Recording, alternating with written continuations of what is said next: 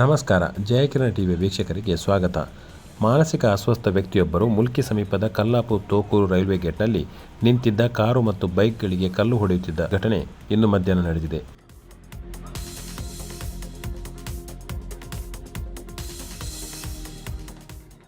ಮಾನಸಿಕ ಅಸ್ವಸ್ಥನ ಹುಚ್ಚಟ್ಟಕ್ಕೆ ಹೆದರಿದ ಸಾರ್ವಜನಿಕರು ರಕ್ಷಣೆಗಾಗಿ ಪೊಲೀಸ್ ಕಂಟ್ರೋಲ್ ರೂಮ್ಗೆ ಕರೆ ಮಾಡಿದ್ದಾರೆ.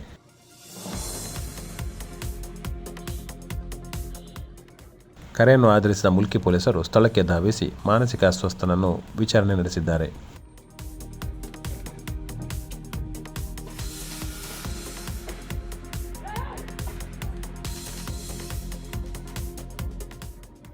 ಇನ್ನು ಈ ಮಾನಸಿಕ ಅಸ್ವಸ್ಥ ವ್ಯಕ್ತಿ ರೈಲಿನಿಂದ ಆಗಮಿಸಿರಬೇಕು ಎಂದು ಹೇಳಲಾಗುತ್ತಿದೆ.